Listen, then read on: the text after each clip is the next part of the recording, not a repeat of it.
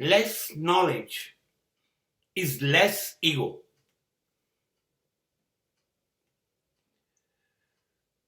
મને ઓછી સમજ પડે છે, મને ખબર પડતી નથી, મારા ધ્યાનમાં નથી, હું બચી ગયો. વધારેમાં વધારે લોકો મને કહેશે હું અજ્ઞાની છું. હું બચી ગયો. કેમ કે જ્યારે હું એવું સાબિત કરું છું હું અજ્ઞાની છું, તો લોકોને તેમ લાગશે હવે આમાં કંઈ છે નહીં. તો now nobody will focus on my life, on my thoughts.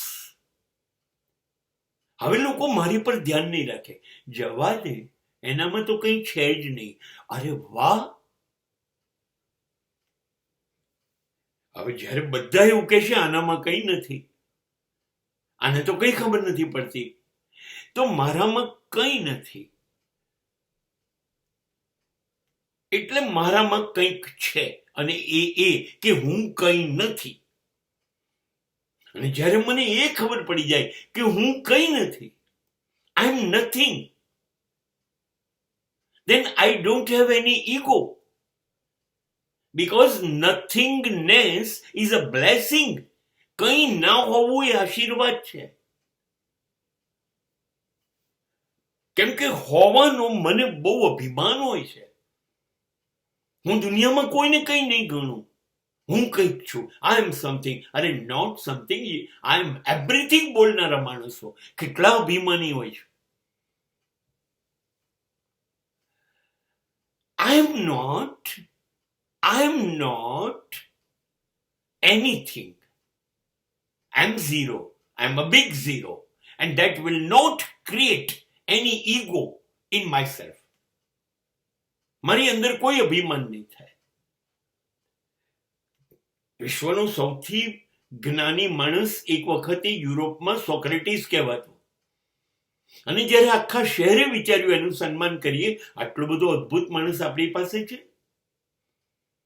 અને એ દિવસે સોક્રેટિસે કીધું તો બીજો માણસ શોધી કાઢો. ભાઈ તમારે તો જ્ઞાની માણસ જોઈએ છે ને, મારાથી મોટો અજ્ઞાની માણસ તો છે જ નહીં.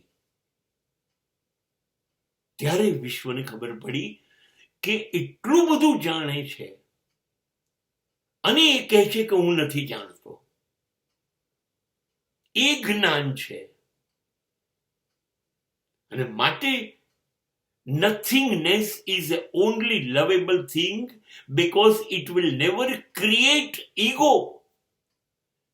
તમારી અંદર અભિમાન પેદા નહીં કરે. And do you know exactly what I mean to say in spiritualization? Nothingness is God. જ્યારે તમે કંઈ નથી ત્યારે તમે ઈશ્વર છો. જ્યાં સુધી તમે છો ત્યાં સુધી ઈશ્વર નથી. બે જણા જોડે નહીં હોય, હું પણ અને ઈશ્વર પણ બે નહીં હોય. You can't see two masters at the same time. તમે કહો છો હું ચેમ્પિયન, તો ઈશ્વર કે સારું તો તું રે. ઈશ્વર તો જ હશે જ્યારે તમે કહેશો હું મરી ગયો, તું જીવે છે. અને એ દિવસે તમે ઈશ્વર બની જશો.